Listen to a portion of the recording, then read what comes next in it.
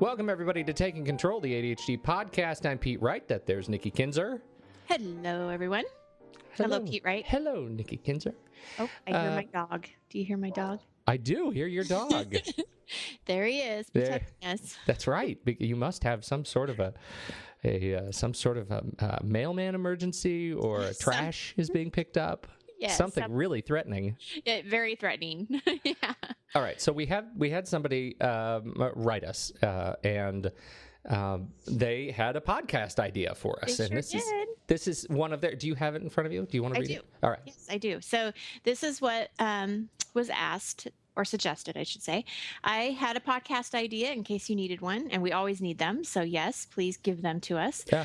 I have had a hard time figuring out what to do with all my children's art projects and how to organize, store, and save them. Throwing them away is so hard that I find myself keeping piles and piles of projects, and I don't know what to do with them. However, I know I can't continue to keep all of them unless I want to devote an entire room in my house, which who wants to do that? So there you go. Pete Wright, this is a digital episode. It is a digital episode. What do you do? Do you have a strategy for dealing with kids' work? Gosh, I do. And quite honestly, in the last year or so, it's sort of fallen apart a little bit. So I'm kind of excited to hear what you have to say about this, because I have not actually gone digital with my kids' artwork. What I do is basically at the beginning of the year, they each have this bin that has their name on it. And as they come home with school projects or corrected work or art or whatever, it goes into this bin. And it's a pretty big, it's a pretty good sized bin. It's not one of those storage bins, but it's bigger than just it's kind of like a scrapbooking bin, I guess is probably the best way to sure. think about it. Like if how you have those square pieces of paper for scrapbooking, it's kind of a little bit bigger than that. So it doesn't carry really oversized stuff, but it definitely carries the majority of what they bring home anyway. And I basically collect things into that bin, and then periodically, at least by the end of the year for sure, I go through it and I decide which ones I want to keep and what I don't want to keep. And so I kind of decide, what's most important. Either if I always like doing kind of that before and after, kind of where they started at the beginning of the year and then how they ended up at the end of the year, kind of seeing that progress of work. And then, there's certain pictures that they do that just are really sweet, or they mean more than just this, scribbles and stuff. So I kind of decide what I want to keep. And then, and this is where I've fallen behind, quite honestly, is I used to scrapbook a lot, and I just haven't had the time to do it. But each child would have a scrapbook of that year. So my son would have, first grade, second grade, and then I would put these special things into that scrapbook. So I did physically keep them for the most part. If something was too big, then I would take a picture of it. I've been known to take a picture of it with the child. My son made this really cool poster of a state, and he had to find all these facts about the state and everything. And so I have a picture of him with the poster, and then eventually my thought, I have not done this yet, I will admit it, but my thought is that picture will go into some kind of scrapbook, right?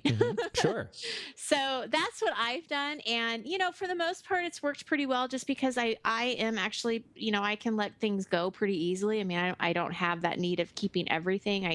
I have a pretty good eye of what I want to keep that represents them at that time.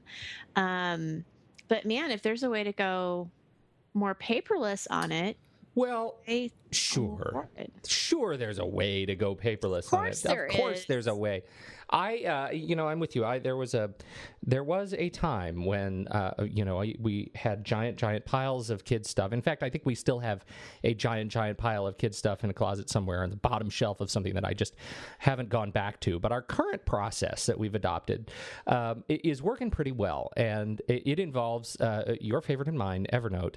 But there are, once you kind of hear the way we think about putting, kids' projects in electronic form, you can adapt it to, any service or file hierarchy on your computer that you want. So here's what we do. We see that there are two real high-level categories of work that comes in from the kids, right?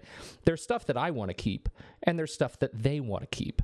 Right. Mm-hmm. And that's something we've run into, and we don't talk about that a lot, right? Which is, the stuff that's important to my kids that they want to keep. Usually we just think, well, the kids did cute work. I want to keep it, and I'll keep it in a pile forever and ever and ever.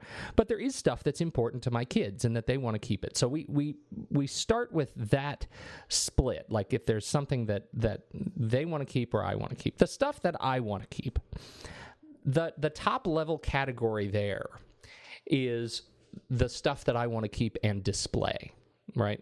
There is a very small number, a small percentage of the work that comes in that is stuff that I think is just particularly adorable, a cute piece of chalk, art or glue art or something that really is something that I think adds a lot of warmth to my life and to our home. So we'll put that in a frame and we'll actually display it.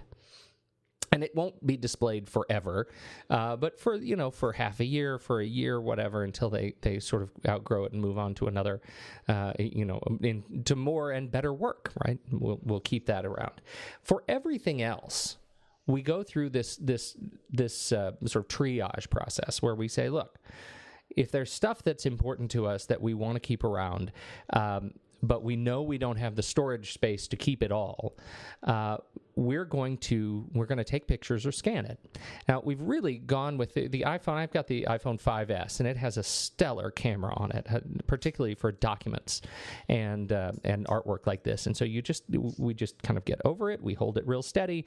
We take a picture of the piece and put it into, and I use the Evernote document camera. So you open Evernote on the iPhone, and there you can start a new note by taking a picture. And I just tap camera, and I take that picture, and it goes into Evernote. Now, once it's in Evernote, I have it's important so that you can find it again to title it and tag it appropriately. Now, I try to keep my tags as simple as possible, so the title will be the grade and the name of the work, right? So I can see that it's ode on a Grecian urn, 6th grade, and I will tag it. Say if it's my daughter, Sophia and artwork. So those two tags, Sophia and artwork. Now, occasionally she'll bring home a test that she did really, really well on, for example, and she'll have some work that she's really proud of that's not artwork, but it's homework. And I'll keep that too. I'll scan that and I'll put it in there as Sophia, tagged Sophia, and homework. And the title will be, 6th grade, math test. And so that way I can start cataloging the work of the kids in Evernote, and then I get rid of it. I get rid of the originals. I've got the photos. They're uploaded to the Evernote cloud, and they're there for me to keep. I have a question. Sure. And this is definitely a question of a non-tech person, but as you were talking about Evernote and you were talking about, how you scan them and tag them and everything, is it ever possible to have too much stuff in Evernote? You mean documents can and stuff? Evernote handle it? To the point where you're going to break Evernote? Or just either Evernote or your computer. if you're putting all this stuff in and you think about your kids, they're going through at least 12 grades, right? And I mean that eventually you're getting a lot of stuff on this program. Does that matter? No. Not for, I have never run in, and I've run into people who, I work with people who have a lot of notes. And when I say a lot of notes, I mean 100,000, 200,000, 250,000 notes or more. Evernote, there was a time I think where the desktop application was a little bit cumbersome and would get kind of thick. It would start to slow down. But they've fixed that, and I haven't run into any issues. Now you do end up with this issue. I mean, Evernote's their mentality here is we're going to save everything. We'll help you remember everything. And part of the challenge that comes with trying to remember everything is that it has a really great search field, But when you search for sixth grade, you'll come up with everything related to sixth grade. And so that's why, these tags are so important to really help you. And you can add other tags if you want to sort of categorize within tags. Like I said, I use sixth grade in titles, but you could use tags for sixth grade too. Tags for Sophia and artwork and sixth grade, and then you have that class of work really easy to find just by browsing your tags. So that's one way to do it. But in terms of the practical implications of loading data into Evernote, I haven't run into anybody who has, who has really been slammed by too many notes. Good. Well, and actually, you just sort of reiterated why the tags are so important. I need to get back on doing these tags. Yeah, tags are important, particularly in this case, because you're going to be loading in more data. Yeah. So that's the second class of stuff that we keep. The stuff we want to keep and store, we put it on Evernote. And then finally, the third category of stuff is stuff we toss. We look at it, we appreciate it together. They tell us the story. And stuff they're not so thrilled with that they want to keep forever. Stuff I'm not so thrilled with, we want to keep forever, and we toss it. Mm-hmm. So that's step one.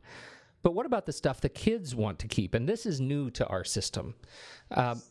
We live in sort of a digital age, and if the kids want to keep it, we have a fork here in our process. If they want to keep the original, say they make a sculpture of some sort, or a mask or something that they bring home, or a painting or poster or something. If they want to keep it, say it's already met my criteria, and it's been on display for 6 months, and I've taken a picture of it, it's in Evernote, and I feel good about where it is in my system. They have the responsibility, if they want to keep it, to find a permanent home for it, right? Mm-hmm. That's their job in their room. It can't be anywhere in the rest of the house. If they want to keep it, they store it in their room. And, they get the sense of the cost of space. Oh, interesting. Right, when they make choice. When you did this, do they then rethink about everything they want to keep? Or yeah, we're getting there. I mean, they're still new to it. But I'll tell you, the part that is most powerful for us is that I created an Evernote account for each of my kids. I was going to ask you. Yeah, that makes perfect sense. Mm-hmm. Yeah, and so I'm an Evernote premium user, so I pay, and so I have one of the features that you get as a premium user is that you can log in and out of multiple accounts. You install Evernote, the application, and you can just a little handy drop down, and you could say, I'm Pete Wright, but in just a second, I'm going to take a picture and upload this photo, and I want this to be in my daughter's account. So I can just click this drop down and jump over to my daughter's account and see all of her notes, and I can add notes for her as well. And so, she can access it on her phone. She can take pictures on her phone. I can access her account on my computer and upload notes. I tag it and catalog it the same way. So if it's stuff that they want to keep, but they don't want to keep the original physical piece of it, then, we've set up and worked with the kids to set up this hierarchy so that they can start their own lifelong Evernote library. That's great. And we also include things like, their report cards and, all the stuff that, one day, when your mom hands you this giant box, it says, hey, I kept all of your report cards from when you were in the second grade. Here they are. Well, now I can just, make sure she has a password, and that's her digital hand-me-down box of all of her schoolwork. So wow. The difference is she's living in this school box now as well. She accesses it on her phone, and my son has an iPod Touch, and he accesses it on his Touch as well. And he is actually zealous about organizing and keeping his stuff in order so that he can find it. And so that's what we do. That's how we walk through it. And I think the biggest muscle that we had to work here is being able to let go. Yeah, right. It's that sense of knowing that, the kids put so much work in this and they let it go. But I think what works about this process for us is that we're all a part of that decision making. Right? That we get to say, there are decision points where we get to say, you know what, you guys did great work here. I love that you did this.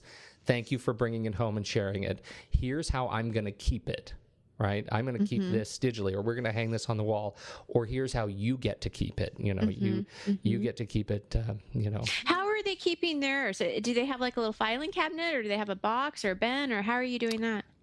They figure it out. Sometimes it goes on display on a shelf. Sometimes it goes, they have their kind of lower bookshelf, and they kind of slide it in on this bookshelf. At some point, they're going to face the cold reality that their shelf is no longer big enough, and.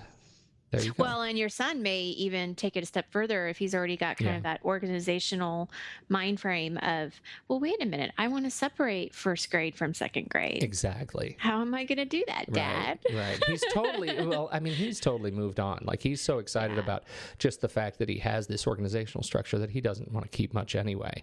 Yeah. He's pretty much done. So it surprises me sometimes, doesn't it? Like what they do want to keep and what they don't. Like, you think that they want to keep something, and then they're like, I don't care about that. Yeah, totally. Okay. And yet they want to keep this ball of lint that they've been holding on to for 6 months. Because that is so important. Yeah, right. So that's it. That's our process. I hope this helps. Whoever wrote in, I don't have her name here, but whoever wrote in, I hope this helps. It helps me. Oh, good. So thank you. Excellent. You're very welcome. I love it. And there's our digital episode for the month. There you go. All right. Hey, thanks everybody for listening. You can find out more about the show, TakeControlOrganizing.com. Subscribe for free in iTunes. Best way to make sure you don't miss a single episode of ADHD organizing goodness. That's right. And until next week, I'm Pete Wright. That's Nikki Kinzer, and we'll catch you on Taking Control, the ADHD podcast.